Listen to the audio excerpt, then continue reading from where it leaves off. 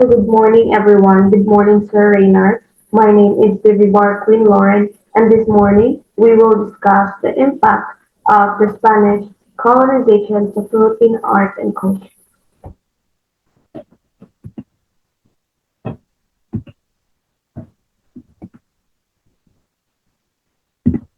So, the Spanish colonial art. So, before I begin, I will share to you a very short recap about what happened during the Spanish colonization to Philippine art and culture. After the arrival of the Spanish explorers. So, guys, when Ferdinand Magellan the Eye and the Spanish explorers arrived sa Philippines from pag-year 1521, of course, during nag-start ang Spanish rule. During that time, guys, the country didn't have the freedom because Philippines was ruled by foreign power, which is the Spanish. And then na-end po niya guys pag year 1898. So, it really changed the life of all the Filipino people sunod anak ng years, di ba? So, especially the Philippine arts and culture. And then when the Spain's rule ended po guys, ato ang art is kay continue Japan siya sa pag-grow. Just like karon naanay daghang art schools and also Filipino artists kanang gain recognition and the Spanish also introduced formal arts, increasing art appreciation. Diba? Mas na-appreciate na sa mga Filipino people ang art compared before. So, speaking of formal arts, unsa din sila guys? So, let us know.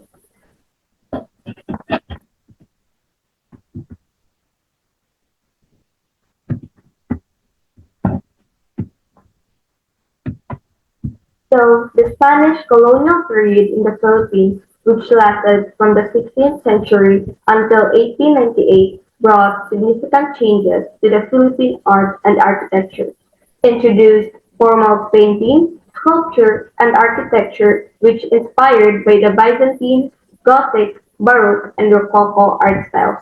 Most artworks are religious and Catholic based, so, here guys, ang mga Spanish artists and artisans and the Spanish architects, ilang pa ila-ila sa mga Pinoy ang formal painting which is the formal painting, sculpture, and architecture which is nag-inspired po siya sa ilang art styles kani ang Byzantine, Gothic, Baroque, and Rococo. So, mostly po daw sa ilahang artworks is nag-focus sila sa Catholic themes. That's because they are most indigenous people sa Philippines before is lahi sila o ganang practice.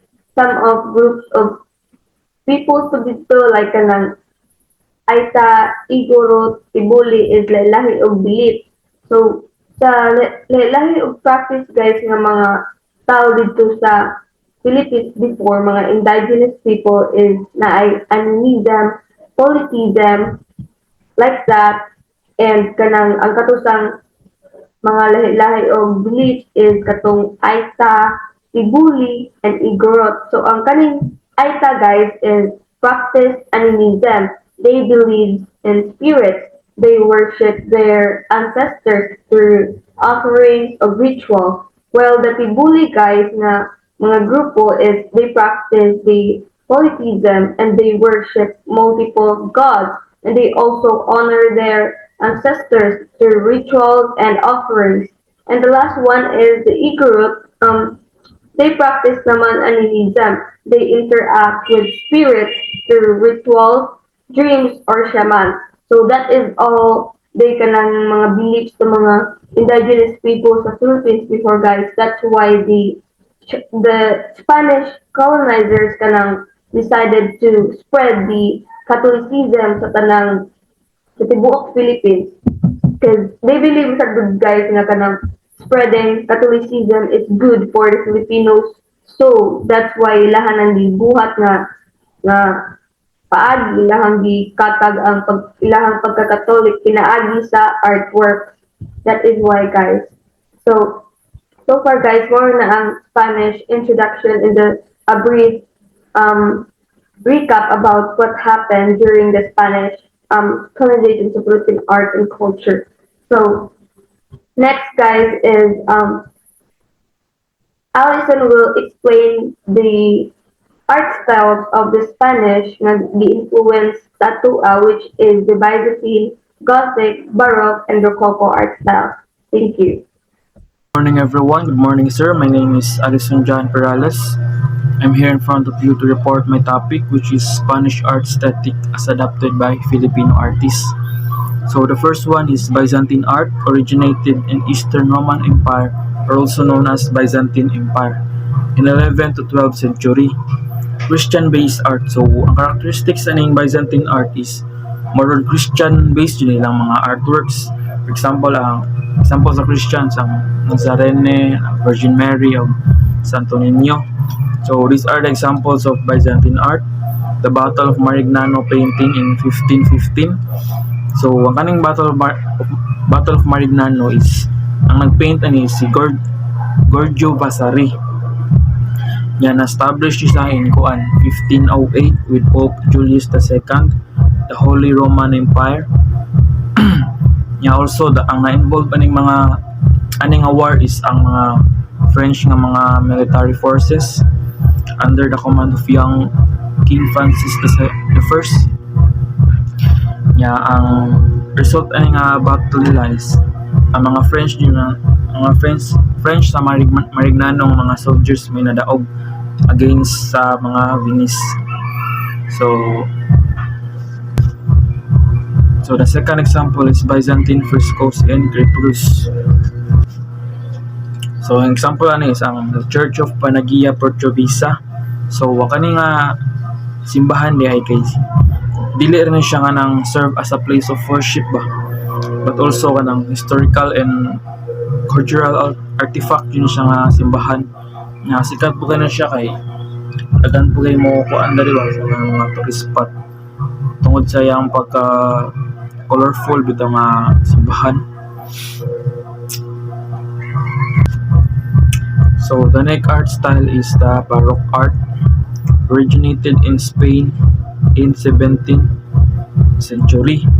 So particularly flourishing sa mga Catholic countries like Italy, Europe, and France, and uban pang mga Catholic countries. Characterized by dramatic, detailed, and grandiose style. So ang characteristics na ning Baroque art is more dramatic o detailed yun nilang mga art style. So these are the examples of Baroque art. The Cathedral Church of Saint Mary in Murcia in Spain. So ang kaning Cathedral of Murcia is kanang siya nga simbahan may kanang active sa mga worship bitaw. It symbolizes the city of history and culture. Usap po siya sa testament sa layer sa history of Spanish art and architecture. So the second example is ang Miagao Church in Philippines, Filipino interpretation. So Miagao Church is officially known as Church of St. Thomas of Villanova. Kani siya nga simbahan is located siya sa Miagao, Iloilo, dito sa Philippines. Na-built ni siya in 1787 by Spanish Augustinian nga mga missionaries.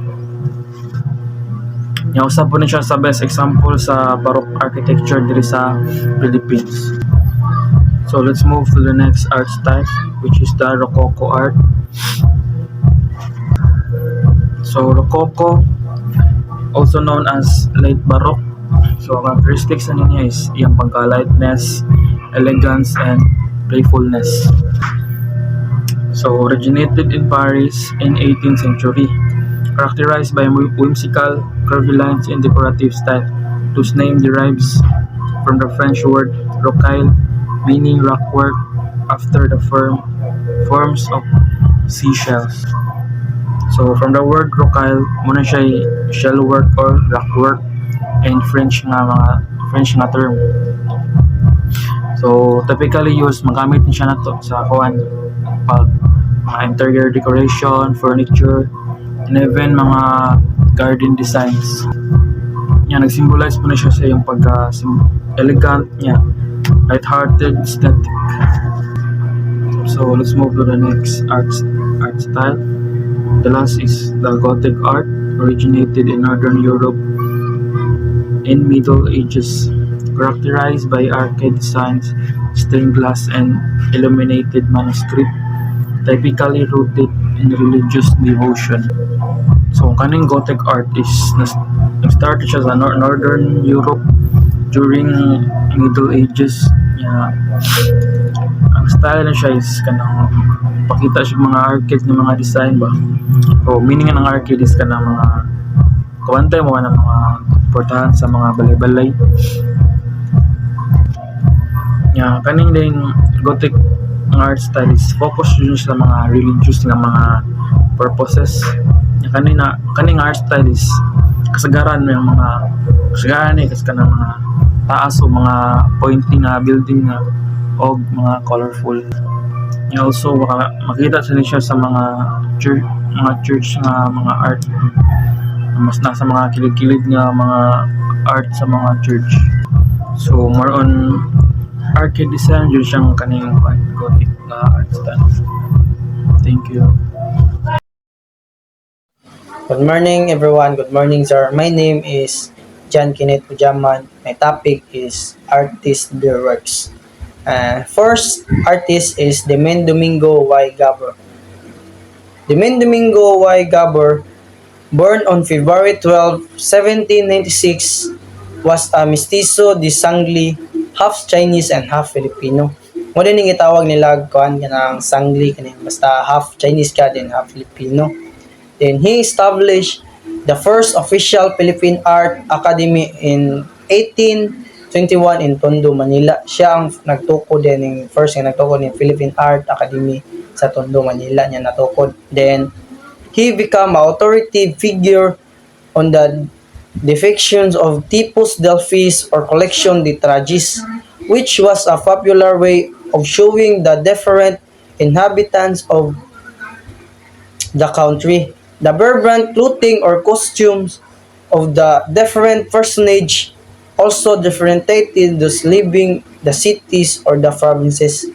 Ang siya gid ga author aning kuan ganing Tipus Delphis nga gitawag niya pamaagi sa pagpaint siya ginag-idea kay kaning pamagi lahi sa ni siya pagpamagi niya ang pagpaint kay balikuan niya kanang lain nga tradisyon sa Pilipinas mo duaw siya sa siya moadto yang kuwag idea unsa yang nakita dito din iyang i-paint ang mga sinuotan or mga costume nga tradisyon dito sa lain-lain nga lugar sa Pilipinas. Then atong tanan iyang mga artworks. Then first artworks niya kay Anyatiral de la Provincia de Visayas. Kaniya na painting sa Visayas kay labor outfit mo niya na paint sa Visayas. Then second kay An Indio Natural de la Provincia de Pangasinan, sa probinsya sa ni sa Pangasinan yang na paint kaning ikaduha. Then ang pinaka kuan din niya kanang na famous niya nga kanang na paint kaning sa Manila kani si Una Mestiza Mercadera de Manila pag 19th century. Usa ni siya ka businesswoman nga sikat sa kay sa pag 19th century iyang gipaint. Then next kuanta artist. And second artist is Juan Luna de San Pedro y Novicio Acheta, born on October 25, 1857, and was a Filipino painter, sculptor, and political activist of the Philippines Revolution during late 19th century. Usa din siya ka kanang sikat sa kay nga painters, then usab siya ka political appeal sa mga political sa una pag 19th century. Then he became one of the first recognized Philippine artists. Usa siya sa pinaka-famous o pinakasikat na artist pag 19th century. Then the painting of Juan Luna kaning yang pinakasikat nga na paint niya kaning gitawag niya spoliarium nga painting kay Kaning spoliarium niya nga paintings was submitted by Luna to the Expositions Nacional de Bellas Artes in 1884 in Madrid, wherein Garrett, the first gold medalist. Kani ding yang na painting nga gitawag niya spoliarium nga painting, yan yung gi-appeal sa dito sa Madrid, sa kanang Madrid sa Spain na siya kanang murag contest sa mga painting. Then siya ang nakadaog dito na siya ang first gold medalist dito sa Madrid kaniyang gipaint. Kaning spoliarium niya nga paint, dugay sa ganiya na human pag paint, bali na perfect niya paint ning spoliarium niya kay bali 8 months niya na human ning painting. Di atong tanawon niya hang artworks nga painting kaning spoliarium. Mo ni siya kaning spoliarium nga painting pag 1884. Ang concept pa niya nga pag painting kay mga kanang gitawag la gladiator, kanang kumbaga kuan kanang kawal kanang mga sundalo sa una. Mo ni ang kipe iyang concept sa pagpaint. Mo ni ang nakadaog og gold medalist sa Madrid, Spain. Then thank you. Main art form as a litra by Tuyash, in which means a letter of the partons named a composed primarily by composed arrangement of human figures surrounded by regional districts in Manila. So, kani si Jose Honorato Lozano, Pinoy ni siya niya, gipanganak siya sa Manila. So, ang kaniyang talent kay unique. So, yang magipabuhat kay mga litra, dagko nga litra. Nga. Ang sulod sa litra kay na ay mga drawing sa mga tao. So, inana iya kay unique iyang talent. So, Santiago Pilar, Ana 30 or 19th century paintings describe Lozano were some of the most frequent and fascinating of his culture Spanish times. Following the big sample Lozano illustrates works by Diego, one of the Diego Waybanhin. Watercolor on paper in 1850. So, mo to yung kuan, base niya, yung base nga example katong kaning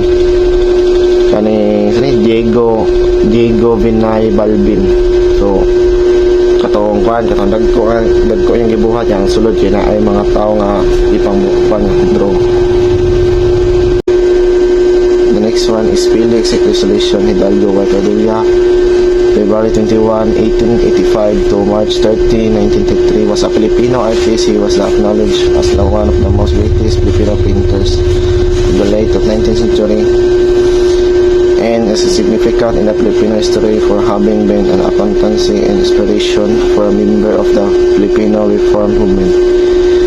He is the winner of the silver medal in the 1884 Madrid Exposition of the Artist along with a gold Fellow of Filipino painter Juan Luna, promoted the celebration of the highest memories Filipino Reform movement at Rizal, toasting of So, kani si Felix Resolution Hidalgo kay panak siya in February 21, 1855. Namatay siya March 13, 1918. So, siya ang kanang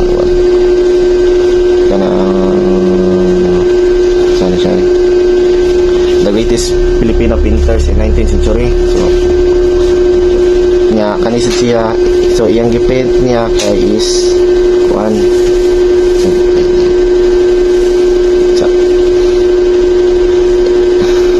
iyang gipaint is Las Virgins Christianas Exportasa and Populacho 1884 in Metro Museum of Manila. Kani nga gipaint kay katong ang mga babae kay daog-daogon ra sa mga lalaki, kanang gamiton nila ang mga babae, kanang ipang-rape nila ana.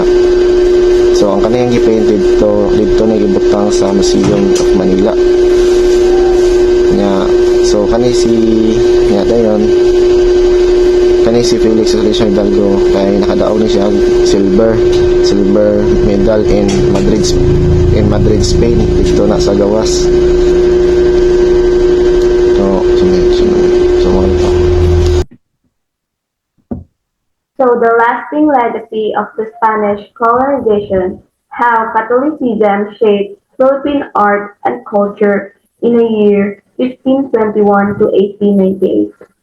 So guys, here is how the religion, specifically the Catholicism, affected various art forms during the Spanish colonization of the Philippines.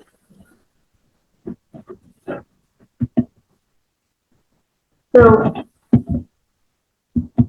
during the Spanish colonization of the Philippines 1521 to 1898, Catholicism had a profound impact on these various aspects of Filipino society. So these aspects, guys, is the architecture, sculpture, painting, music, and musical instruments. So let us know right now what is the kanang impact of the Catholicism to these following aspects.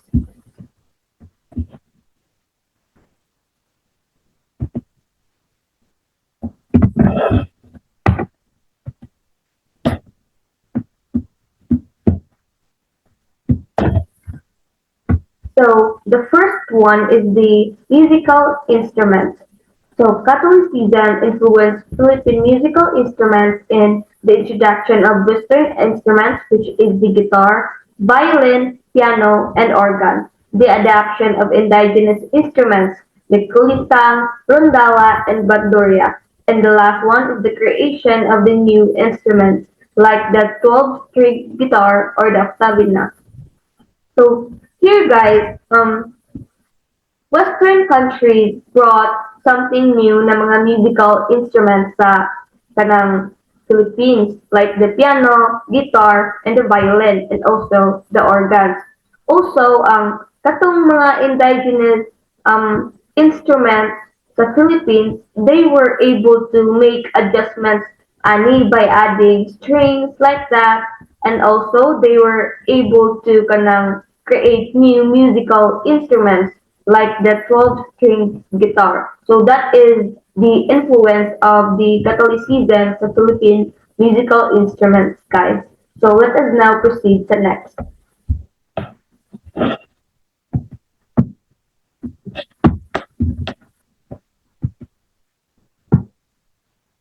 So the next one is the music. So Catholicism impacted Philippine music in the church music, which is the Gregorian chants, hymns, and choral music were introduced. Western instruments like the Spanish guitars, violins, and organs were introduced. So this is what I have said before pa sa kanang music instruments, which is kanang they introduced kanang Spanish guitars, violins, and organs. And the last one is the indigenous influence.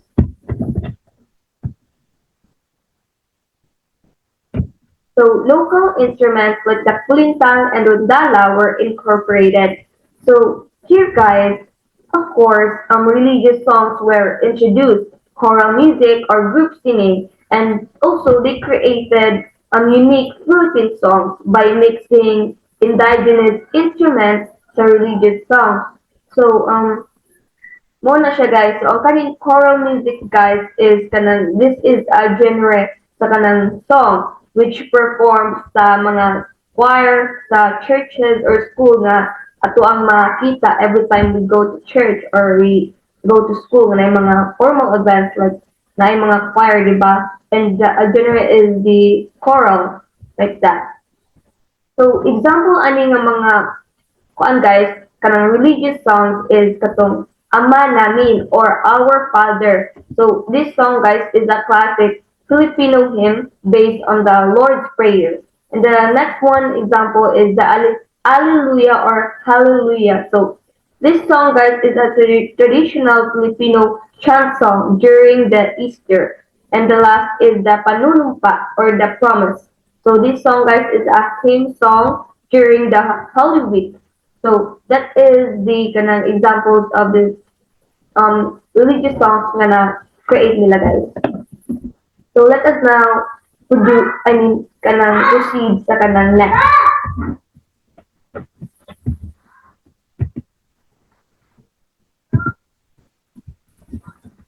So the next one is painting.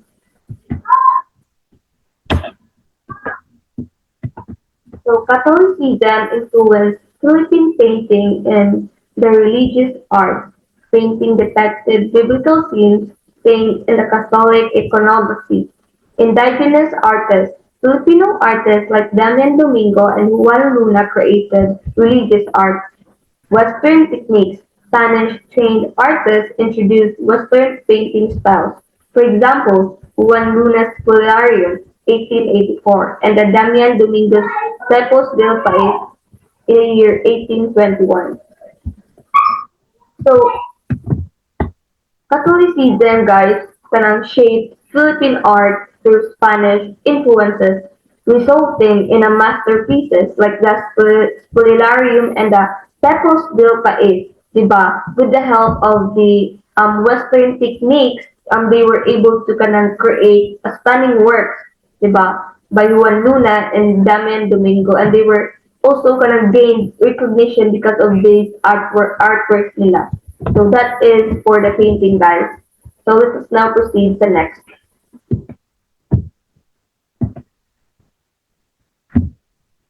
So the next one is the sculpture. So Catholicism has kanang shaped the Philippine sculpture in religious imagery. The statues of saints, Jesus, and Mary were created for churches and homes. And the wood carvings, intricate wood carvings adorn churches, altars, and furniture. And the indigenous influence, local artisans incorporated traditional designs and motifs. For example, wooden statues of saints. An example given is the San Pedro Calum Sud and also the carvings in Miagao Church. So the sculpture, guys, artisans created statues of saints, Jesus, and Mary, and detailed wood carvings.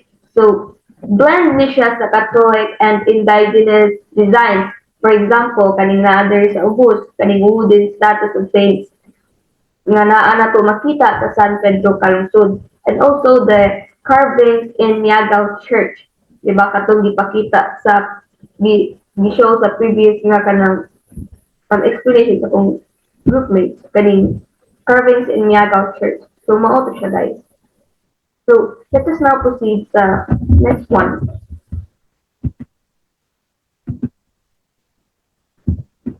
So this is